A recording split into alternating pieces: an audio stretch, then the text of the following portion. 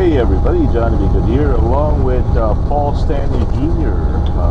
Somewhere in West Bend, Wisconsin. Hey Paul, where are you? I'm in Iola. Where? Iola. Iola. Yeah, I'm about 40 miles away from you. Oh really? Okay. Yeah. Where is that about?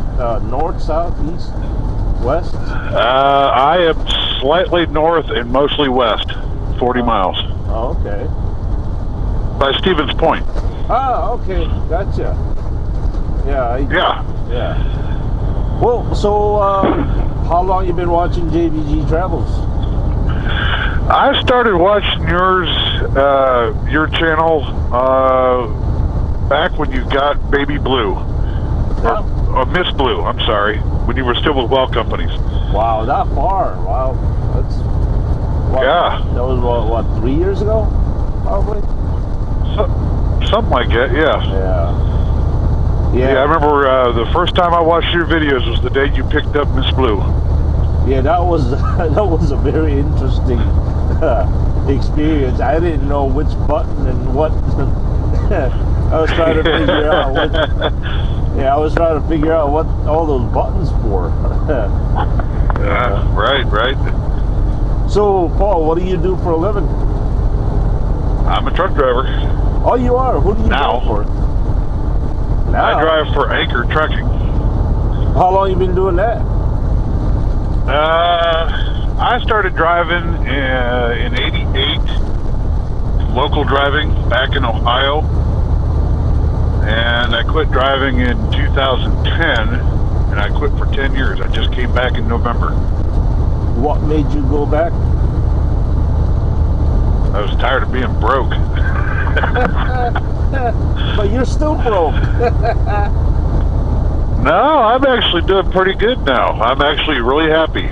Really? Wow. What kind of? Yeah, I moved out to Washington State 3 years ago, and I found me a good woman, and got my life straightened back out, and I started driving truck back in November, and 3 months and I'm doing good. Who do you drive for? A small little company out of Sumas, Washington called Anchor Trucking. Anchor Trucking. Now, is that a produce reefer unit or? Yeah. We haul apples and berries mostly out of Washington. Yeah, I've done that a few times. Speaking of a good woman, there's nothing better in this world than a good woman, isn't there? It took me a long time to find this one. I got divorced in '05, and I've been searching ever since. And I feel very fortunate to have met the love of my life again. What's her name? LaDonna Kuhn. LaDonna Kuhn. Yeah, it's Yeah. You know, as a truck driver, there's nothing worse than driving down the road and you don't know what your wife or girlfriend is doing back home, and your mind is just constantly being ripped apart. You know, the uncertainty. And I can tell you right now, I don't worry about that with my wife, and that's beyond gold, man. That's priceless. Yeah, that is something I had to constantly worry about with my ex-wife. But with this, that's just one thing I do not worry about.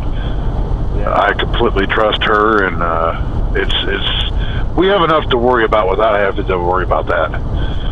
Yeah, and you know, as I said, I'm not a rich person, but financially, but when it comes to that, I'd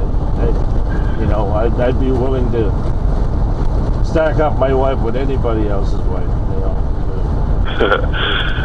And from what I've seen from the Commander-in-Chief, you got every right to do so. Yeah. So, how old are you, Paul? I'm 46. 46. Wow. Isn't it like a snowball running down a hill now? I mean, the time is I can't believe how fast it goes. Oh. I know. You and I started out about the same time, didn't we? Driving truck, late 80s and 90s? I started in 90s, 91. 91. Okay, yeah, that's about the same time I went over the road. Yeah. Yeah. You know, I can't believe I'll be 50 years old next year. I mean, how in the world did that happen, you know? Yeah, the kids are almost grown too. Yeah. Yeah, I've got 4. My youngest is 14. Oh, AJ's 14. So. Yeah, we have a lot in common. That's why I was really hoping I could come over and meet you tonight before, but it got too late. Yeah. What do you do off time for a hobby? Do you ride motorcycles? No, I really don't do anything. Since I've gone back to coming back to driving truck, I haven't taken any time off in 3 months. Oh, wow. I was so far behind on bills and everything that other than coming back to the yard doing a 34-hour reset, and I head right back out. Yeah. And I'm usually out for 2 or 3 weeks and come back to a 34-hour reset and head right back out again. Yeah. The big guy, low guy on the totem pole, I don't get time off yet. Yeah.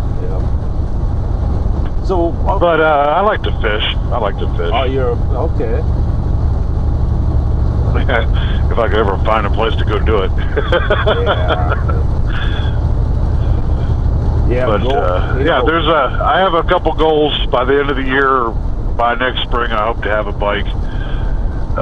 Since I drive past Sturgis about twice a month, I'm begging to go to Sturgis. Oh, let me know if you want to go there. I'll tag along, man. Absolutely. I think it's like 800 miles from my house. It's not that far from me. I come out of Washington State and drive right past there almost every trip. Yeah. I figured I could do that in one shot, you know. But yeah, I missed Daytona Bike Week by about 2 days. I was down there the weekend before it started. Oh, really? Yeah, my last trip was down to Florida. Yeah. So what else are you into besides fishing?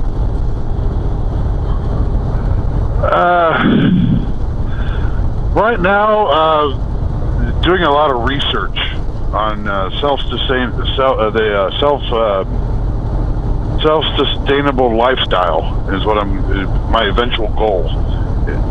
And right now I'm doing a lot of research on that, and that's the whole reason I went back to driving truck, is to eventually get enough money put back to buy a little piece of land somewhere and start raising my own food and go off the grid. Wow, yeah. Solar power, wind power, and raise my own food. Yeah, I recently was watching, I can't remember who it was that I talked to yesterday. He works on geothermal, and I really never understood what geothermal was. I thought geothermal was something they do like a power plant. I didn't know that was for home, use as well. So, and I've been thinking about doing that for a long, long time. I didn't even know that existed. I thought it was just my original idea. But yeah. So, you'd probably have to dig pretty deep underneath your house there in Sheboygan to do that.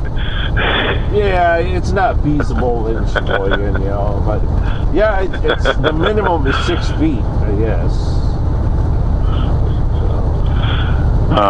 But okay. I told that guy yesterday, I said, if I did it in the Philippines, it would be cheaper to hire labor to dig on the earth than to go and find a machinery and and do all the drilling. So oh yeah. Yeah, you could pay labor over there like $4 a day. you know. But yeah. I tell you what, you've got a lot of fans. My significant other, she loves watching your videos as well as I do, especially when you start getting into your biblical philosophies.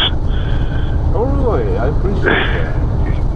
Yeah. Oh yeah, it's one of the reasons I follow you. You know, sometimes it boggles my mind to why people actually watch my videos. I mean, but you know, I don't know. I really do appreciate it. So, how long have you been? How long have you been riding motorcycles? I mean, have you ever rode before, or? I rode when I was younger, mostly off-road, dirt bikes and stuff like that. Now that I'm older, I can't do that anymore. You're gonna try to get yourself a street bike, a cruiser? The eventual goal is to get a nice big full dress bike and go touring. Wow. Something I can put in a toy hauler and pull behind my motorhome when I retire. Yeah.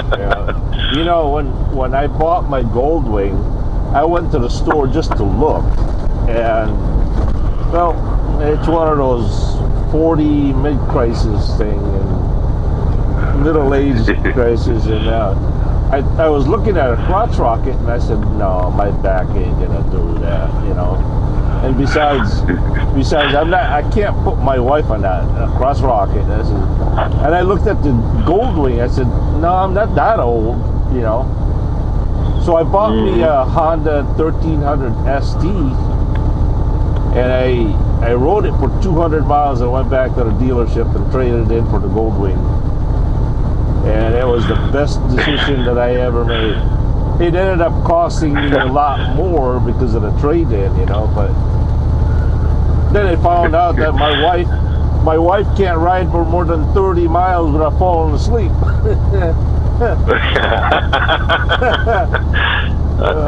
I remember you had Goldie out earlier this winter when you were riding around when it was cold out, and I was laughing my butt off. Yeah. I actually got caught a couple of blizzards a couple of years ago, and that was pretty scary. Yeah. I can't imagine riding a bike in Wisconsin in the wintertime. Well, my philosophy is if snowmobiles can do it, why shouldn't I be doing it? As long as the roads are dry, you know. You can true, very true. So, Paul, what was the procedure about you going back to trucking? Did you keep your license all that time? No, I had to go through the whole thing again. Really? I found this company when I started researching back in last summer, researching companies who I wanted to go back to work for, because I'm an old school driver. You know, I'm like you. I started out back under the old DOT rules and the old hours of service rules, and when I quit, the ELDs and stuff like that were new 10 years ago, you know, and so I just started researching, and I found this little company that's in a town close by where I live in Washington, and they hired me. I didn't even have my license yet. Really? Yeah, they let me borrow a truck to go take my test, and I picked this company because our trucks are they're governed, but they're governed at 80 mile an hour thereabouts, and we're still on paper. And I get to run coast to coast, so it's fun. It's a good time. Wow. Yeah. I ran out of Ohio and ran regional, the eastern 34 states for almost 20 years, and never drove out west. So it was a challenge. The last 3 months. You know, I never threw tire chains on before, and I've had to do a lot of that this winter. Oh yeah, my first time was with Toby. That was fun. Yeah. So you had to go back to driving school then?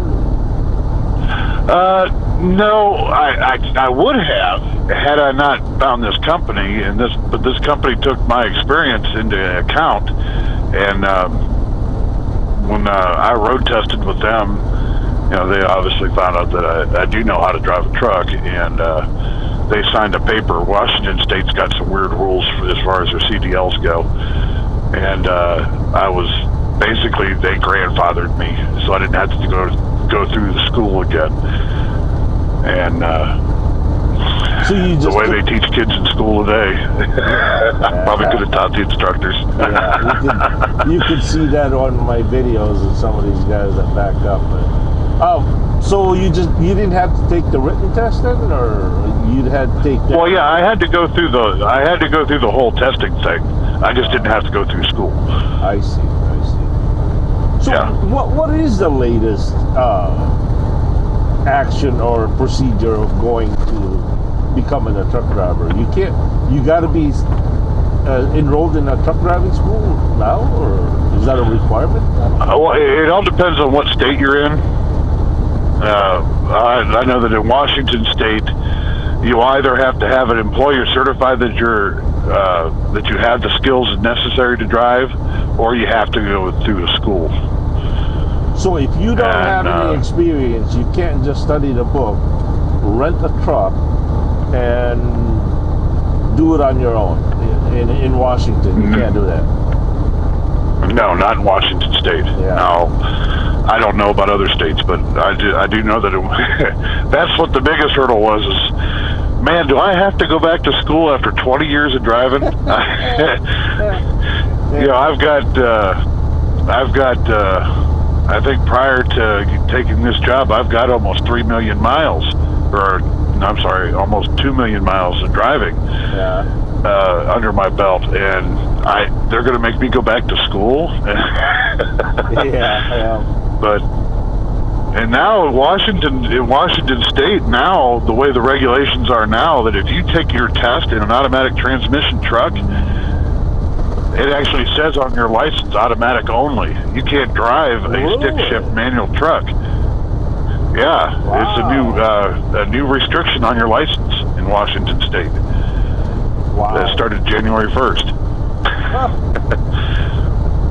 But so these guys coming out of school, if they take their test in an automatic truck, they're not allowed to drive a manual. And if you get on with a company that has nothing but our manual trucks, you actually have to go back and retest in a manual truck. Yeah. Now I do drive an automatic, and I love it. After all those years of driving, it makes me laugh. Some of these people that say, you ain't a truck driver unless you're driving a stick shift. That doesn't really define me as a truck driver or not. But I don't know. I love the industry has changed so much. Like I said, I quit driving 10 years ago and just came back. I can't believe how much this industry has changed as far as the individual truck drivers and the way the industry is in the last 10 years alone. Everything about it. It's just so different. Yeah, nobody uses a CB anymore, hardly. I mean, I do. Mine's always on. I got to put mine back on. The problem with Cascadia is there's no good place to put a CB antenna. And the one that they supply with the truck is no good, But I put new wires in for mine, but I still use the mounts that are on the side of the cab. Yeah, I've seen other drivers using the mount for the Cascadias, the one on the base of the mirror. I think that's what I'm going to end up doing. Yeah, if you don't have the stock mounts that are up on top on the sleeper, you got to get rid of the factory wiring and put your own wires in. I did, which wasn't that big of a deal. This truck has two antennas on the sleeper, but to me it would. I don't think my boss would allow me to. And then second, it'd be a lot more pain in the butt to take it out and just put in an antenna. I don't know. Well, we'll see. There is a CB shop. I think there's a CB shop. It's in Illinois somewhere. I think it's down in Ena, Illinois, or something like down there. Yeah. For like $40, they'll put new wires in for you.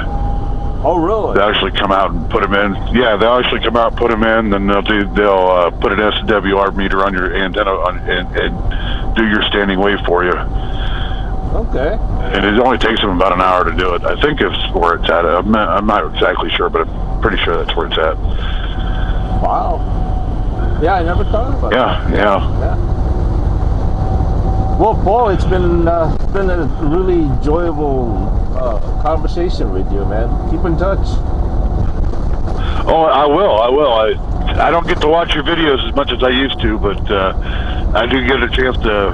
Whenever I sit down in Florida and doing my reset in Florida, I usually try to watch your videos, catch up on it. But yeah, anytime you want to need somebody for an interview, please give me a call. Yeah. I'd love to discuss anything. All right, Paul. Thank you. Have a good night. All right. Take it easy, Johnny. Yeah. Bye.